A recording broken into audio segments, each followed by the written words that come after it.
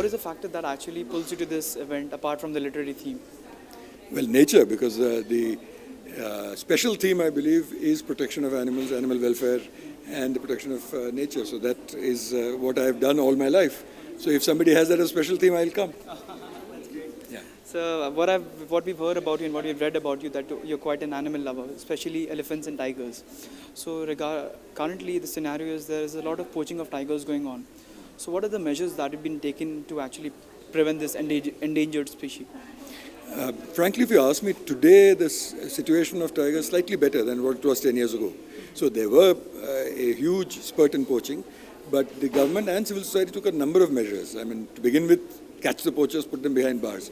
I spent about 5 years of my life catching elephant poachers and tiger poachers, tracking them across the globe, bringing them to justice, taking them to court. At that time, there was nothing called wildlife crime. It was just kutta billi marna. It was considered a small crime. So we strengthened the Wildlife Protection Act. We made the crime something more punishable. So that's there. And it's also training the forest guards. Please remember, the forest guard is a person with the first line of defense for an animal. So if you want to protect the tiger, you have to think of the 25,000 forest guards who walk our forests. So work with them. Also go to United Nations and places like that and lobby so that they don't keep starting international trade in these animals, because that again puts a demand back on India. So you have to do all this. You have to stop the poaching, you have to stop the smuggling, and then you have to do policy. Fantastic. Yeah. So what about what I've read about you? Like you've provided about 7,000 protectors for the wildlife. So what about that? No, as I said, the Van Rakshak or Guardians of Wild scheme of ours is basically saying that if you want wildlife to live, you must first protect the people who protect wildlife. And these people are underpaid, they're not motivated.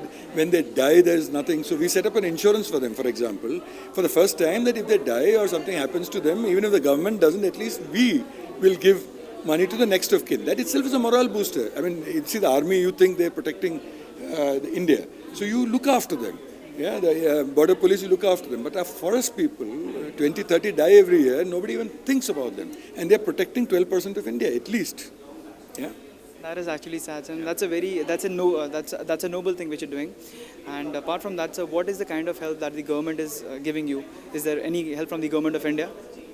There is. The government is not one creature, just like you say, wildlife is not one thing. There are many kinds of things. So many kinds of government. You have to interact with the state government, you have to interact with the local government, you have to interact with the central government.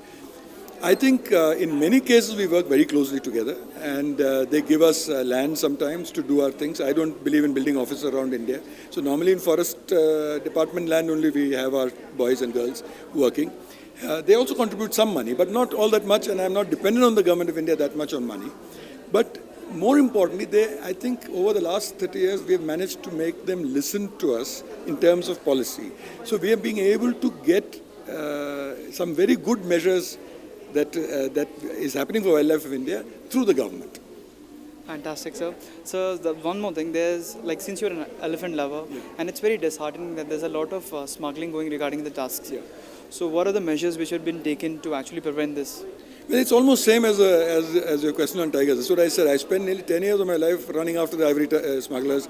If you see, there's a film on National Geographic on me and what I did for ivory smuggling thing. It's called Operation Hot Pursuit. So in those days, nobody was talking about it. So we raised the profile by showing कि यहाँ से निकलता है. Here's how tusks go. This is how we do. Now we also made all ivory illegal. At that time, African ivory was allowed, Asian ivory was not allowed. So with using that loophole, people are selling ivory. But when we took the case to court, we took it to High Court and then Supreme Court, and we got all ivory in India banned. So now they cannot do lookalikes. We even gave rehabilitation to ivory workers and also they will not suffer. So a lot of things have been done, so including protecting the elephant, going after some high-profile poachers like Veerappan. In the late 80s and early 90s, that's what we did. We went after Veerappan. Yeah? I myself remember 2 weeks I spent with only one lungi and not even a banyan in a coracle round-bottom boat in Tamil Nadu. And that's the only way they could accept me. You know, if I had gone this attire, they would have singled me out. I went, I lived that land, saw 50 elephants that he had killed, and we actually played a part, not in Veerappan himself, but in getting that poaching gang, neutralized. Fantastic, sir. So there's one more thing I wanted to ask you. Yeah. You've been working really hard on the expansion of the wildlife corridors. Yes. So what do we expect in future? See, it's very simple. If you have to leave something for your next generation, when you have children, I don't think you're too young to have, but if you have children, what will you give them? a house. If you have a house, you leave it to your children. Or a little land, then you leave it to your children. Animals are my children. If you need to leave something for them, which is permanent, it is land, it's habitat. 1.2 billion people, no space.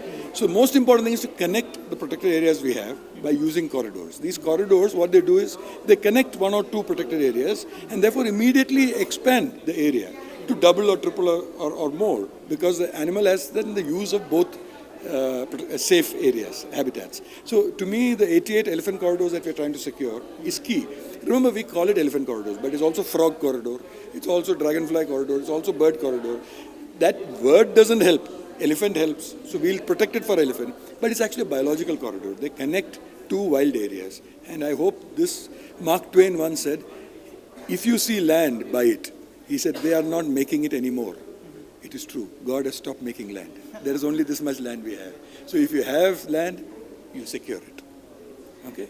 Thank you so much. It was a pleasure talking to you. So